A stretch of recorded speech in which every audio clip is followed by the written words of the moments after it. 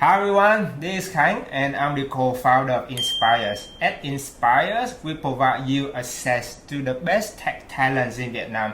Recently, we just launched Hack.ht. Hack is an AI-powered online coding test platform that helps you to screen software engineer candidates faster, more accurately, and more cost-effectively.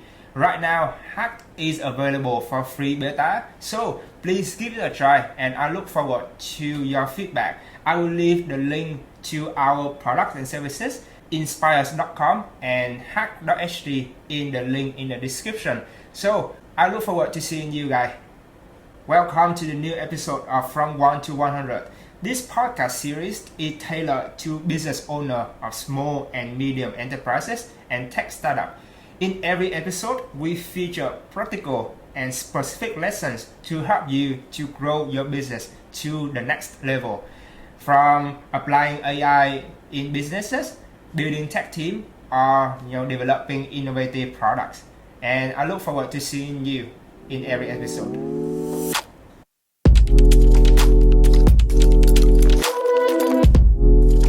Hi everyone, please welcome Gerald. Gerald is the founder and CEO of Real Inbound Consulting.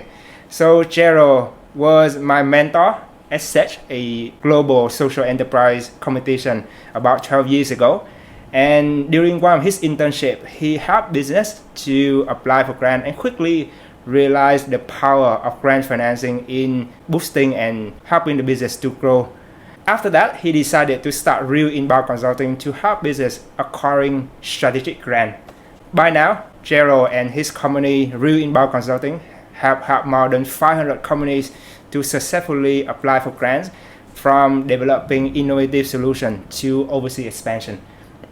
Right, so it's a great privilege to have you here today, Gerald. Thanks for having me. So please educate myself and also our audience, all of us, how we can leverage the grant for ourselves and also for our clients to grow our business to the next level, right? Sure. So maybe for some of the context, a lot of our audience are overseas. So in Singapore, the government is a very big player in terms of the economy. Right now, the government spending accounts for about 15% of the national GDP and is expected to go beyond 20% by 2030. And in Singapore, the government grant is very comprehensive. As I mentioned earlier, it can be like from training your employees to overseas expansion. So understanding the details of the grant is very essential in growing your business in Singapore. So can you help me to an overview of the grant landscape that we are having right now in Singapore? What's some of the key area? Okay. So I would break it down into 4 key pillars of areas in which the government is targeting to support with grants, right? And this also coincides with the 4 types of grants that we help with, right? So first one would be development of new technologies and product. Some may call it R&D. Right, some may call it developing new products to commercialize. Right, so this is the first area in relation to helping companies to innovate, develop new technologies for commercialization. Right, so I think that there are quite a lot of grants targeted at this area. You are seeing grants like Enterprise Development Grant, where they support new product development, which includes helping companies to develop new tech platforms to commercialize and to sell. Right, it's also a good way for purely services-based business to productize their offering into a tech platform. And to then go global with it. I think Inspius, you could relate to that as well. Yes. Right. The second area would be grants targeted at helping companies to expand overseas. Right. So the government understands that Singapore market is too small. Right. For a company to really be successful, it has to go over to the global stage, and that's why we have quite generous grants in Singapore that helps companies to expand to overseas markets, and it covers areas like overseas business development, overseas market setup, overseas market promotion. Right, I can go into more details later on, but I'm just giving a high level. Yes. Right, so the third area where grants are targeted at is for companies to automate and digitize to improve their productivity or to increase their revenues. Right, so what I mean by this is grants that support companies to perhaps adopt certain customized software systems like ERP systems or even very customized systems to automate certain part of their business, to improve their processes. It may also include grants that target companies to purchase integrated equipments and robotics, and IoT devices to automate their production lines. I see. Yeah, so that's the third type of grants. And the last type that we see is for hiring. So, the government is really very generous in terms of creating jobs for Singaporeans and retaining Singaporeans in those jobs. So there are a slew of hiring grants that can help companies to hire and retain Singaporean employees. And upgrading the existing employees as well. Yes, there are as well. Yeah. So I like 4 categories. One is that developing new and innovative solution. Second is that overseas expansion.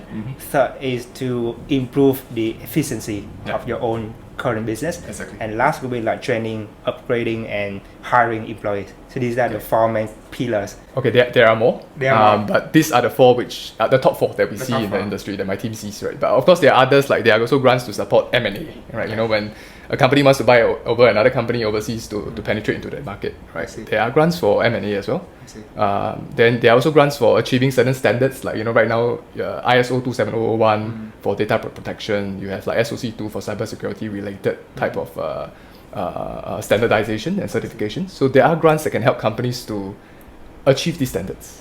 Yeah. So of course there are many types, but I think these are the 4 that has a common theme.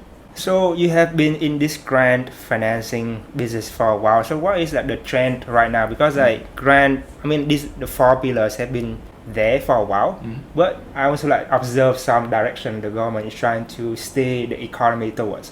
So what is the trend happening right now? Okay. So just now we were talking about the types of grants. We weren't really focusing on specific sectors, right? Yes. So now let's shift gears a bit, right? We talk about what are the sectors that the government is trying to push. Okay. The first sector I see is in sustainability and green economy, right? I think because of certain pressures to hit certain carbon emission standards and the environmental net zero, the Singapore Green Plan, right?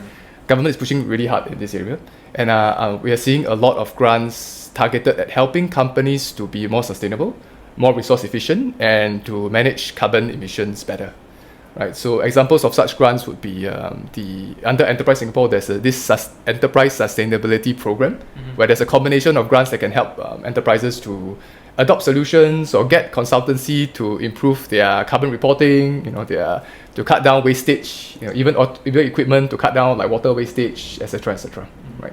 So that's one example. And then there are many other grants, like there's this 3R fund by NEA, right, that helps company to reduce, reuse, and recycle. There's also funds called Energy Efficiency Grant by Enterprise Singapore as well. Previously, it was done in conjunction with NEA. So it's to help companies adopt standard energy efficient equipment so that they reduce their carbon footprint. So those are the 3, but there are many more in the market. Like PUB also has a grant for to help companies to reduce water wastage.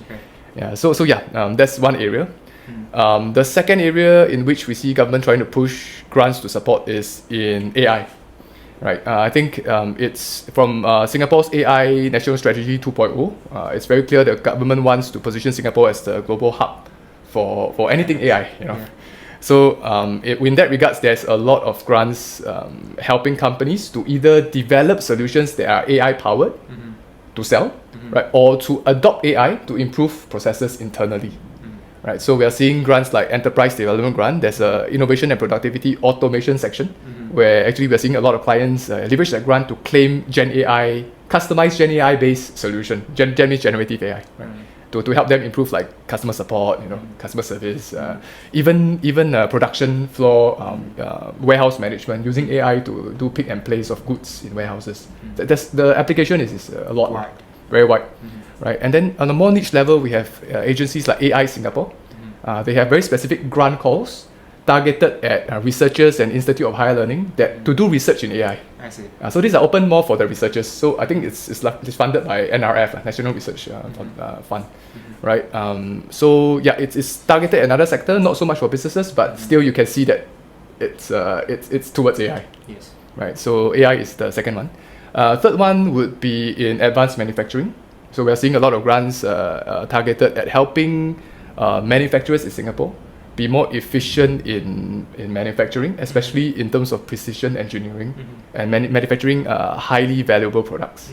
So government is supporting things like robotic arms, supporting IoT, using IoT and Industry 4.0 technology to make sure manufacturing of high value-added goods are made more efficient.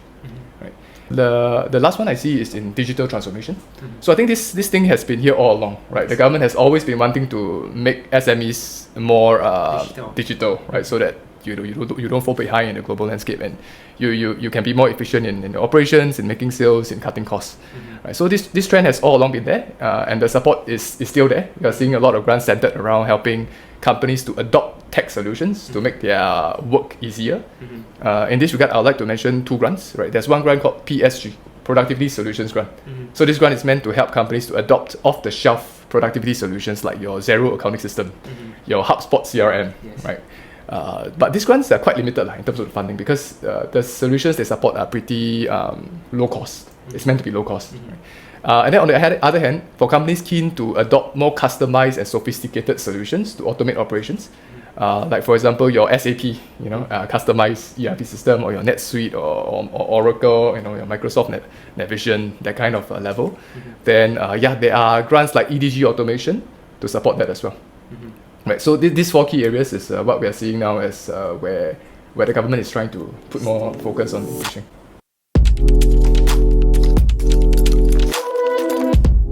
So actually there are a lot of grants, and you shared us more about the general requirement of this grant. I understand that there also like a requirement that in order to be applicable for grant, they also require at least like 30% shareholding held by a Singaporean or PR. Okay, so this is a very interesting topic. In fact, me and my team deal with this every day. Yes. Before we take on a case, we must make sure the client is eligible. Otherwise, everything we talk after that is a waste of time. Yes.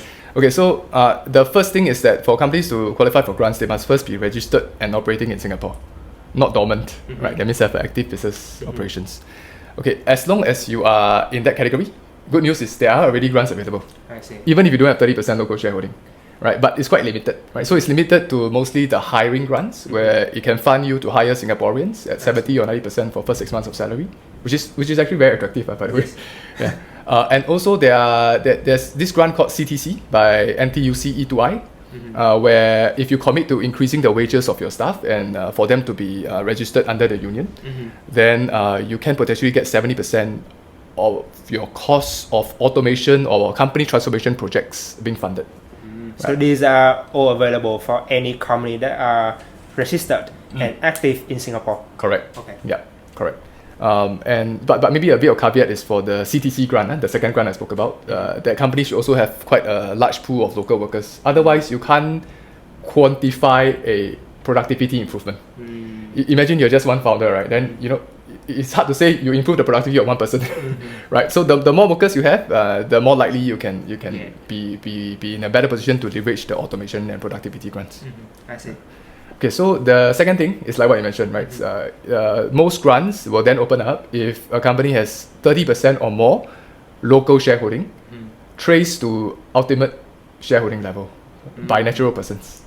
Okay, so it can be a group shareholding, but somehow it's still traced to a person. Correct. Eventually. Correct. I see. Yeah, so they will, if the company is held by a parent entity, the grant agency will actually look through all the layers and trace who are the ultimate individual person shareholders, and from there they will calculate at least 30% of the shares must belong to Singaporean citizens or PR. Okay. Yeah, so it's not as simple as it seems. So there actually has to be some tracing, especially if your company structure is a bit complicated. Maybe like you have like VC. Yeah.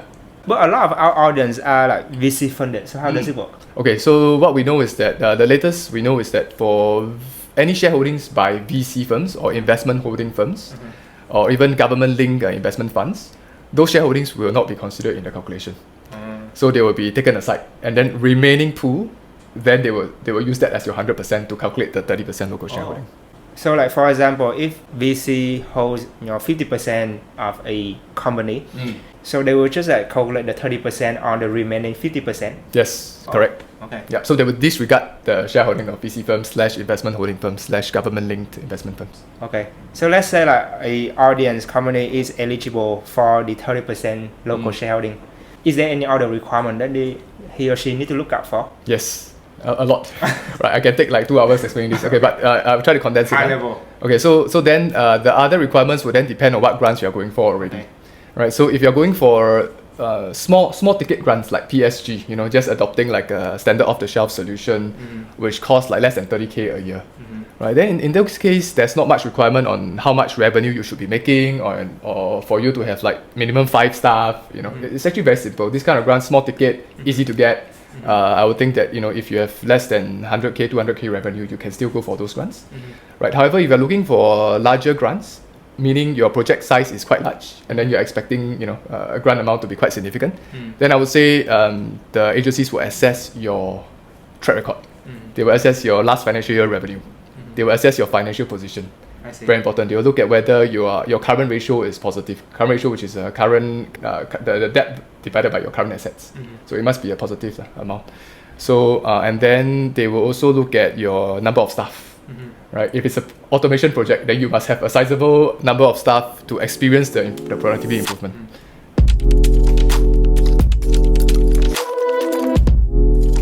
Okay, so we have like talked about the product requirement because a lot of our audience coming from the tech and AI industry. Maybe like we can focus on 1 or 2 grants that can help our audience here to leverage for their business and also like for their clients. How about that?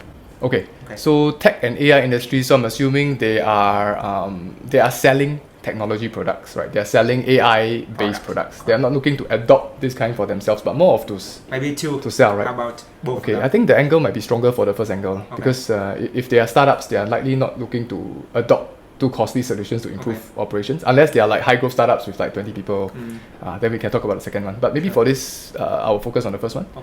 Okay, so for the first one, right, as tech solution providers, they themselves, if they are relatively small companies, less than 10, right, they may not be able to claim a lot of grants, but what they can do is that their clients can apply for the grants to claim the cost of buying their solution. I see.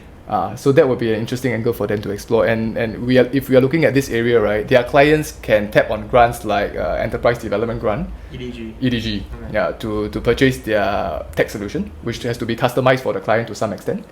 Right. For companies like that, they would usually want to tap on grants to further do product development, to further develop their product or to develop complementary tech products in addition to their first product. Okay, so there is quite a lot of grants in Singapore that can help product development.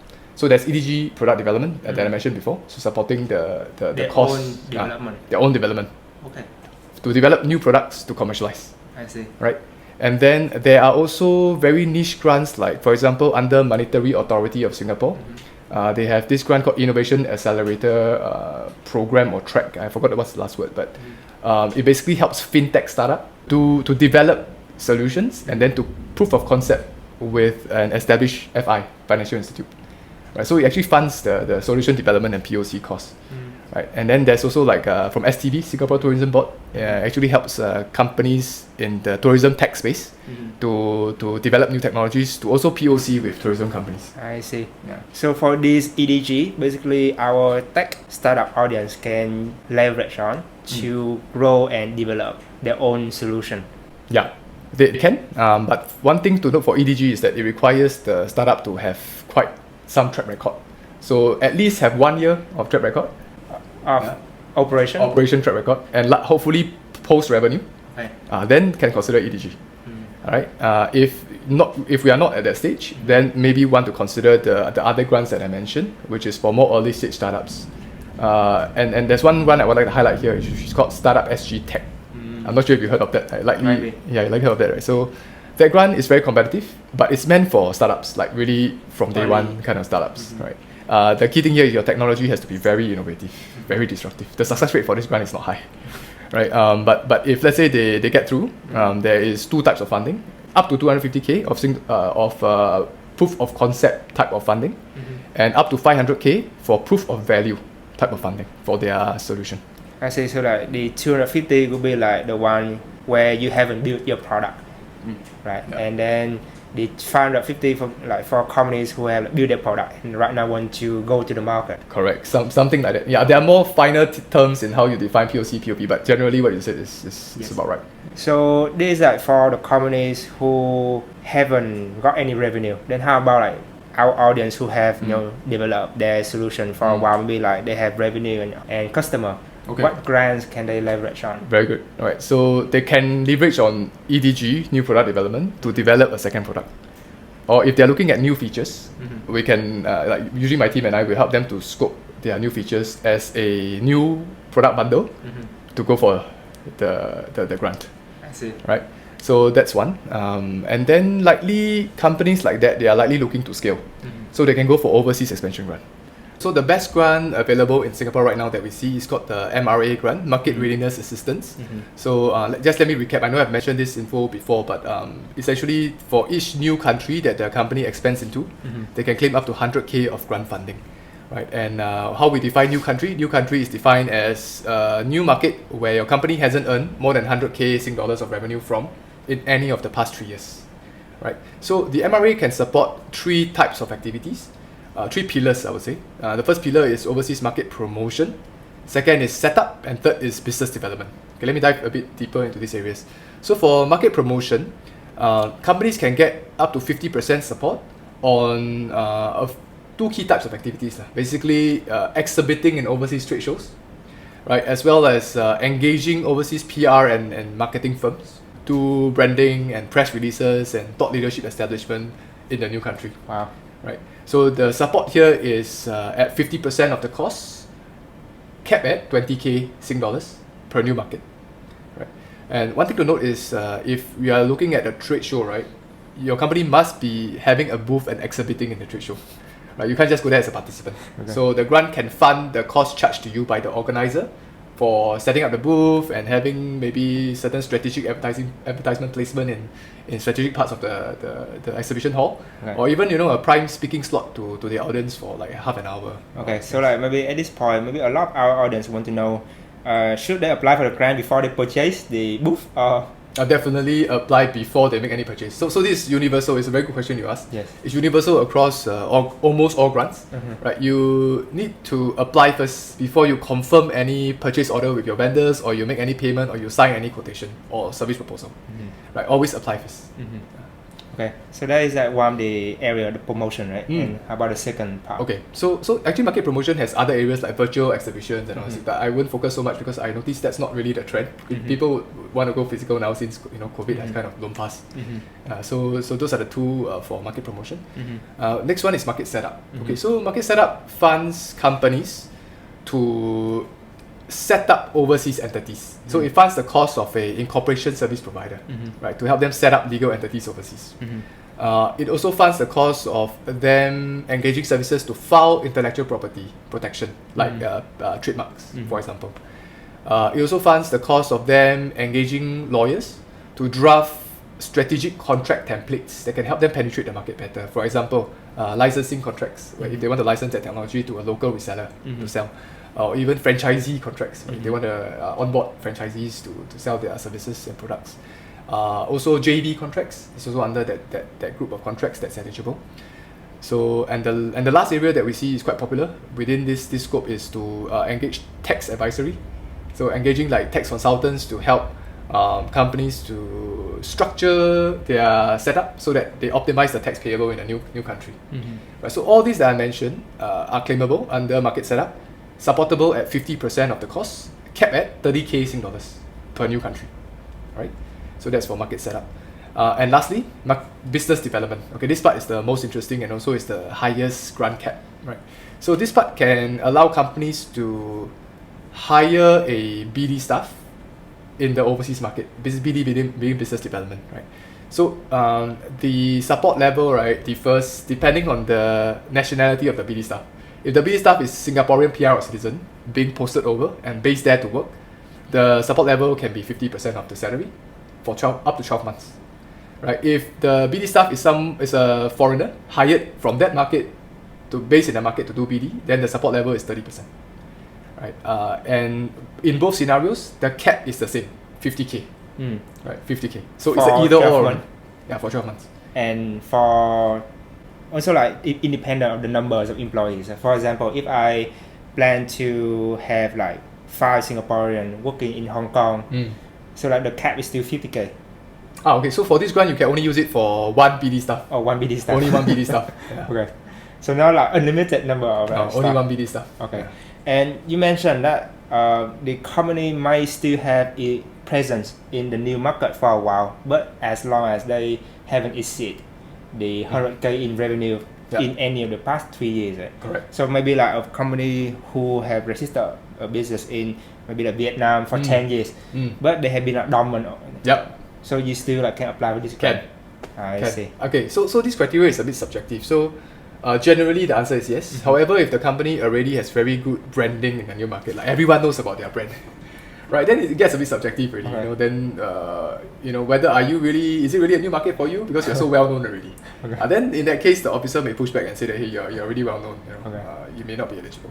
Okay. But usually that's not the case. Usually when companies they haven't exceeded 100k, it means they are not so well known, right? Then in that case, it falls into what you mentioned, and then they would really they will be sufficient to qualify as long as they haven't hit 100k in any of the past 3 years from that market. I see. So that's a very good rule of thumb that our audience can fall back on. Correct. Yeah. Okay. Do you wanna add any information? Yeah. So for the BD part, right, I want to add that companies can also claim for office rental. Office. Right. It will be shared in the 50k cap under BD. Okay, but the thing is that the rental must only be for the space of BD staff.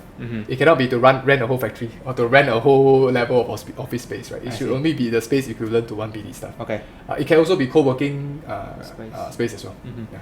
So maybe like just like one of the caveat is that like when we will receive like the payment, the grant amount from the government? Okay, good question. So for MRA, right, it's always on reimbursement only basis, which means you got to apply for the grant, get the offer letter, execute the project, submit claims, then you get the reimbursement. Okay. Yeah, there's no interim or cash advancement for MRA as of today, what I know. Yeah, but for other grants, like for example, certain EDG grants, there are actually milestone claims available.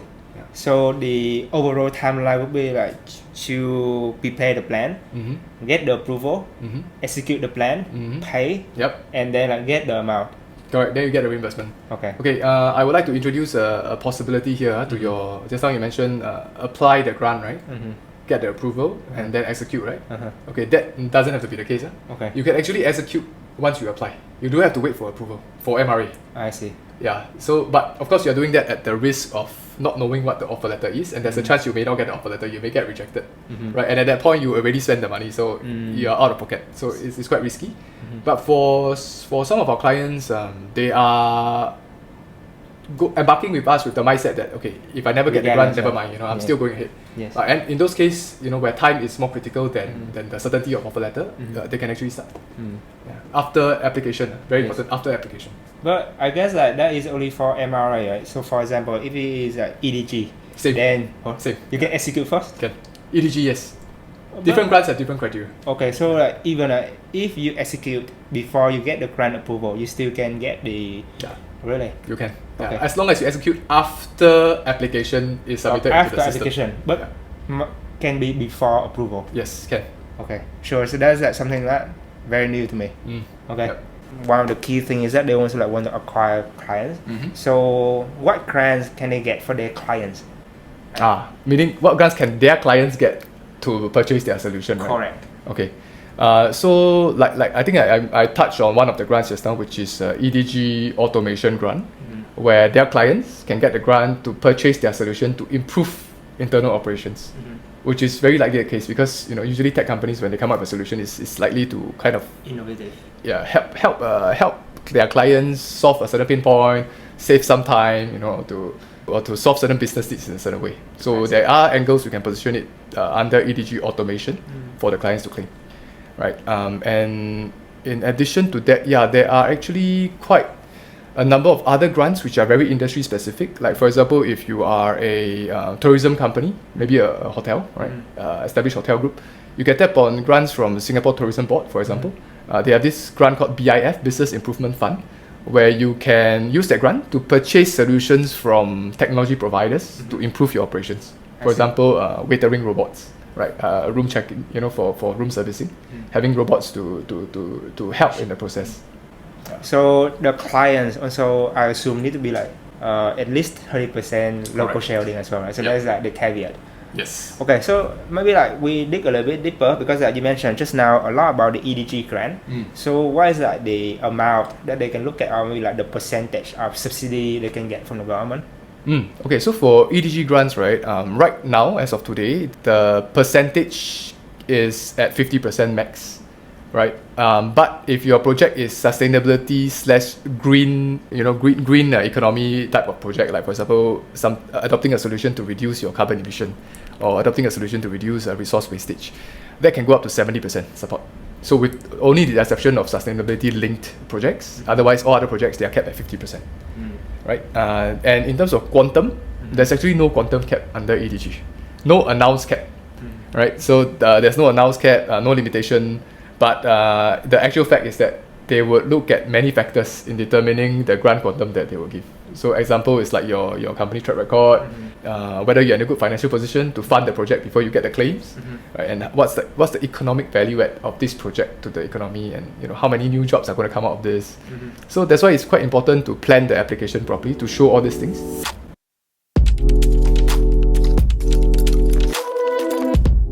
So how far ahead do you advise our audience to plan their grant application? How far ahead? You mean the forecast, or? Maybe like, for example, in order to apply for a grant, it's not like, I decided to apply tomorrow, right? So Yeah. how long is that the time preparation? Good question. So it depends on the complexity of the project, right? If you're talking about large project like few hundred K, 1 million worth, you likely have to talk to multiple vendors, right? And then find the right vendor, and then have them quote you a solution that qualifies for the grant funding. And then you probably have to do up your project proposal.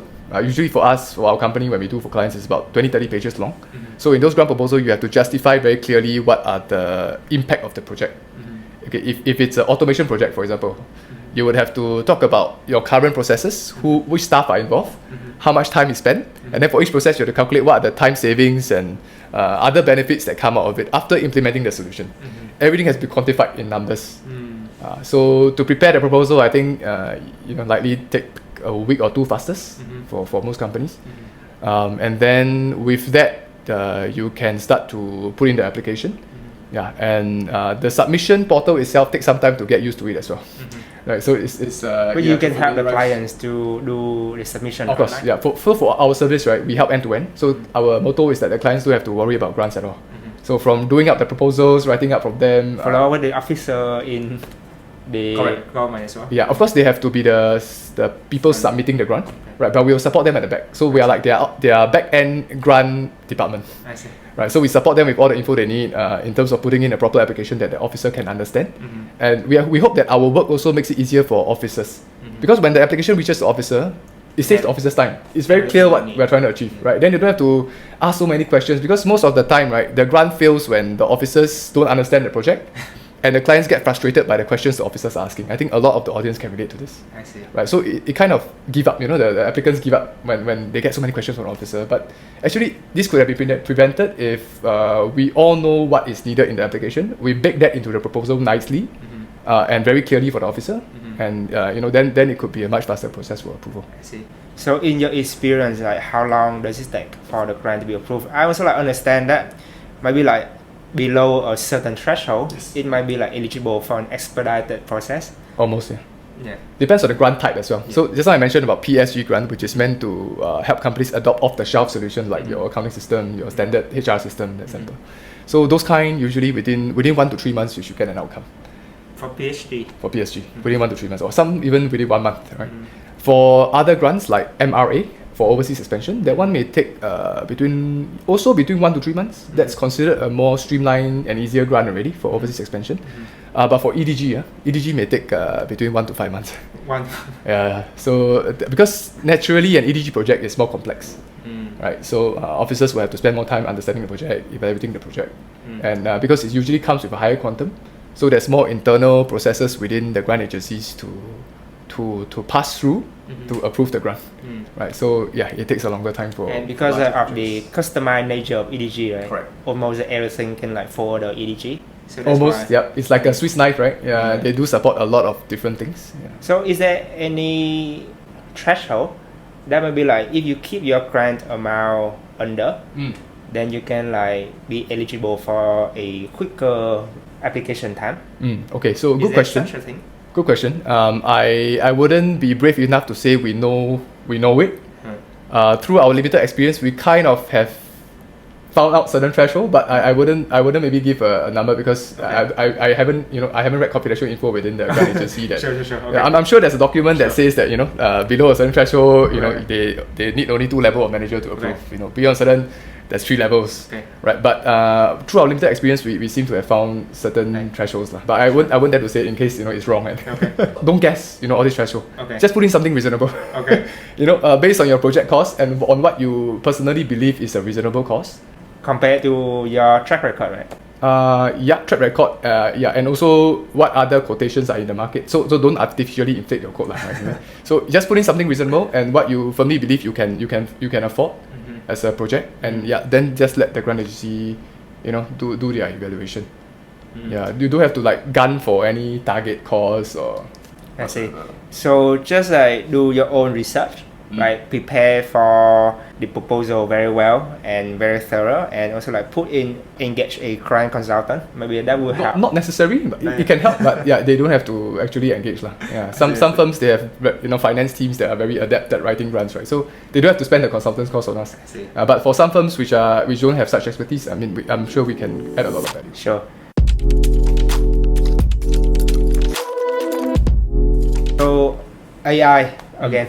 What some of the grants available for AI companies, maybe like developing AI solution? We talk about EDG, so of course like AI can be like fall under this umbrella. But is there any specific grant that is targeted in AI solution and adopting AI solution? Okay. So in terms of developing AI-based solutions, EDG product development grant, that would be one of the best grants out there, I would say. Alternative grants would be, for example, MAS, right? They have, like I mentioned, the Early Innovation Acceleration program, where it can fund fintech companies to develop AI products and then POs, proof of concept it with established financial institutions. Right? So MAS has quite a good track on AI, funding companies to develop AI solutions. Of course, you can look at Startup SG Tech as well, which is very competitive. But if your AI is disruptive enough, you may potentially get the POC and POV grants under that. There are also IMDA grants, right, that can help AI companies, to be matched to AI adopters, and then funding the AI adopters to adopt the AI solutions. I see. Right? So it's like indirectly giving grants to the tech providers as well. Right, so that's on the side where you are a AI tech developer. Right, of course, beyond these grants, there are many others lah. Sometimes there are quite a few other niche grants within the industry as well. On the adopting AI side, right, there's even more grants. As long as it's a grant that can support adopting solutions to increase productivity, then it's a grant for AI adoption already. I see. Right, so you have like your EDG automation, you have even niche grants like this thing called Organizational Transformation Grant, OTG, from National Heritage Board. Right, so recently we were looking at that grant, and companies that are heritage businesses, adopting AI into improving their processes, they can use that grant meant for heritage business. Wow. And then for charities and social service agencies, there's also a very niche grant called Tech and Go, right, which enables them to adopt technology to improve processes. I see. So there are many types. As long as a grant can help improve productivity.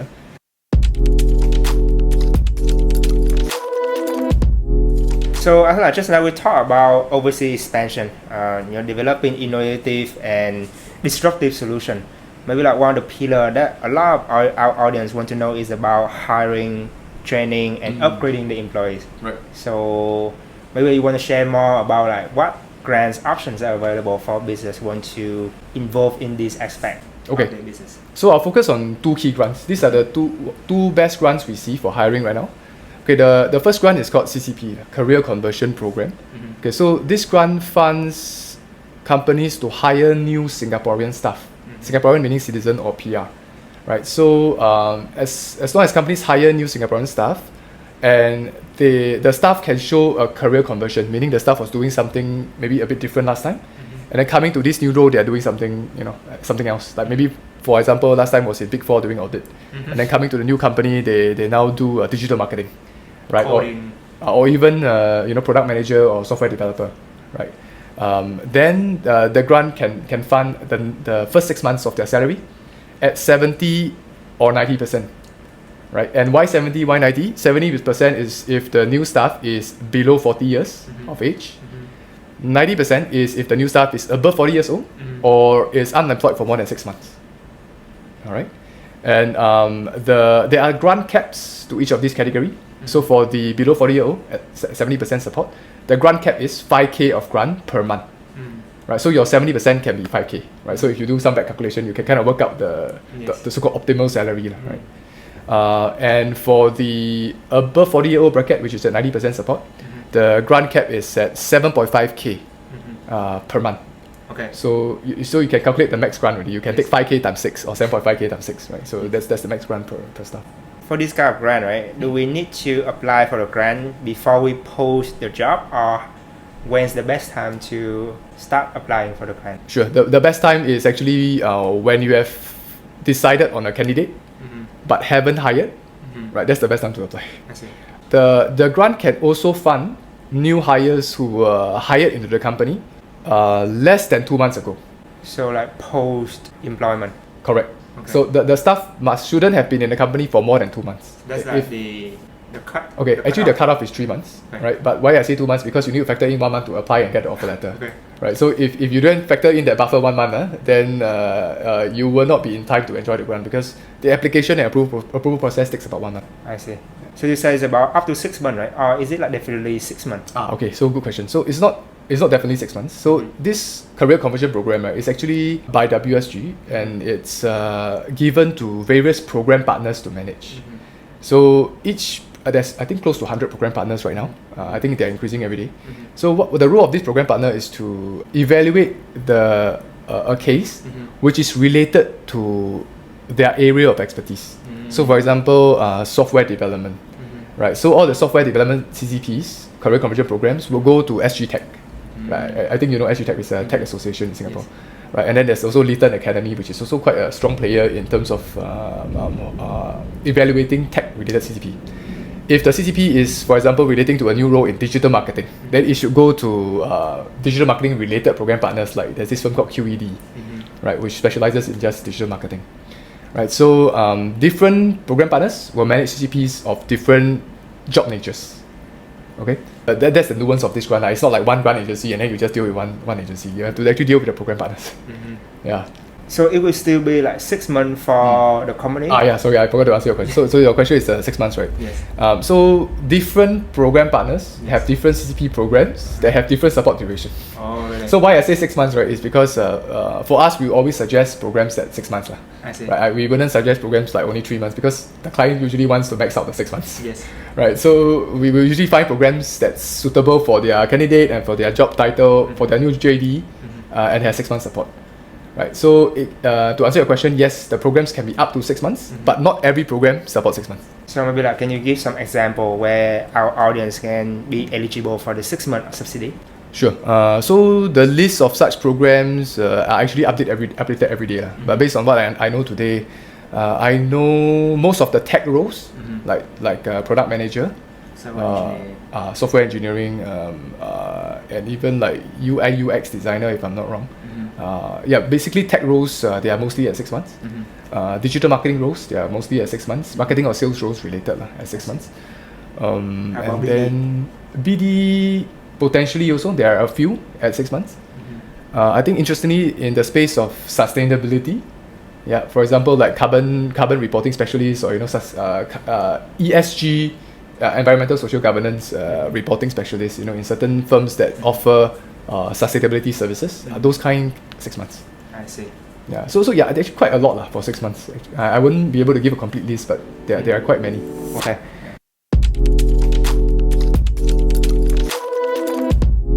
A lot of our audience, they haven't established a business in Singapore. So is there any grant available for them if they expand their business to Singapore? Is there such a thing? Oh, you mean from outside coming in, right? Correct. Okay, so then they will have to get grants from that country to expand overseas.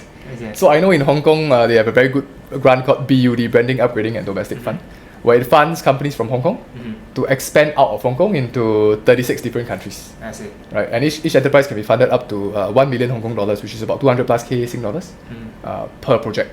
Okay. So only after they have like registered for business in Singapore and meet the requirement or the criteria that we mentioned just now, then they will be eligible for the Singapore government grant. Mostly yes. Mostly yes, with the exception of grants by EDB, Economic Development Board, because you know the agenda of EDB, right, to attract foreign companies to come to Singapore. I see. But of course, those companies must be of a certain level of revenue and headcount. You're not looking at startups. So, so what about based on my limited knowledge, I know that EDB has schemes to attract established foreign companies like Dyson, the likes of Dyson, right, to come to Singapore, and then EDB could give grants for them to set up like a R&D center in Singapore. And if these businesses commit to a certain amount of business expenditure in Singapore and to commit to hiring certain number of roles as Singaporeans, there could be grants available for these companies. I see.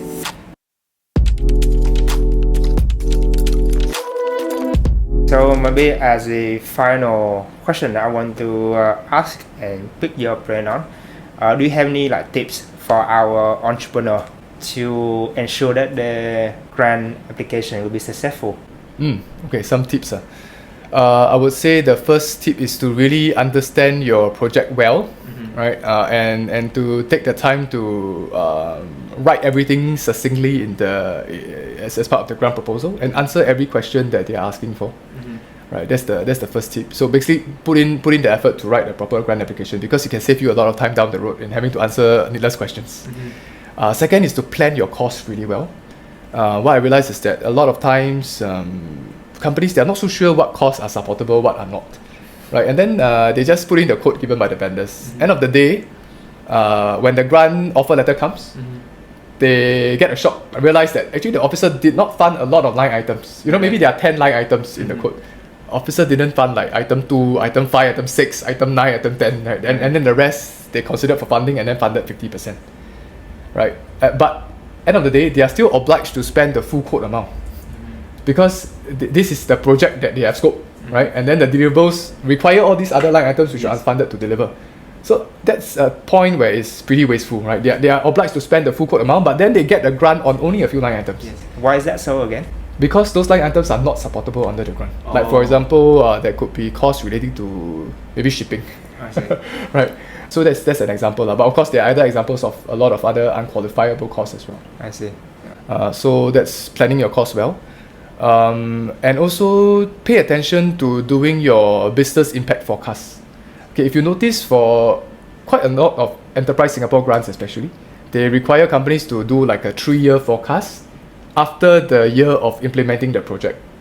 The officer wants to see on the project level what are the expected increase in revenue, net profit, remuneration, depreciation, and new hires. So this part is actually very important. Don't just tug in figures, from thin air, or just think that you just guess any figure, because actually this part it actually goes towards calculating what's the overall economic value add, and there's a certain ratio the grant agencies are looking at versus the amount of grant that they give. It has to exceed a certain ratio, right?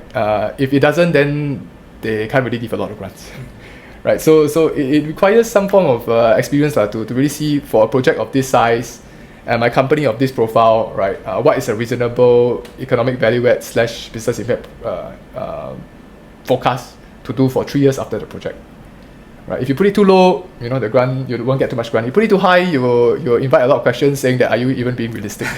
Right? So it's a balance there. So the business impact forecast is actually very important. It's a lot of areas I realize grant applicants, they actually omit. They don't really pay a lot of attention there. Right?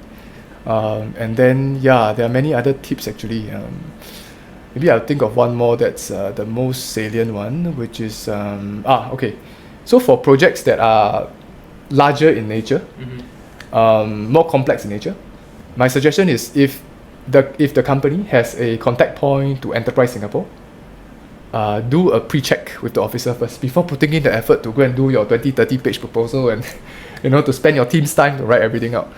Do a pre-check. So, maybe just send a simple email describing about this project and asking your contact point within Enterprise Singapore if, hey, is this something that can fall under EDG, right? If so, can we start, we will start putting in an application. Usually the officers will be quite happy to engage. Yeah. Because at the end of the day, they want to save their time. Yeah, it also saves their time, exactly. Yeah. Yes. But only companies fortunate enough to have that connection to Enterprise Singapore or to some officer there would have the privilege of doing so. Otherwise, you can also always write a public inquiry. You can. Yeah, you can. Yeah, but it will take longer to get routed to the right officer. But after that will still be time saving before you. That will be better than preparing everything and then putting in and then getting a rejection because they don't think that it's aligned with their funding objectives. Yes, or maybe just engage a grant consultant. Maybe they can even advise you on the feasibility of your grant. Sure. Yeah, we can based on our limited experience with grants for the past 9 years. We roughly know what kind of projects can or cannot do. But of course, I won't say that we are 100% right all the time. Our success rate is also not 100%. It's above 90, but not 100. Right? Sometimes we do encounter officers who kind of don't feel that the project is aligned, and then we'll try our best to help the clients submit appeals, or even try to get another officer to evaluate the case. But of course, the second approach is not so preferred lah. Then you kind of burn bridges, right? Yes. Yeah.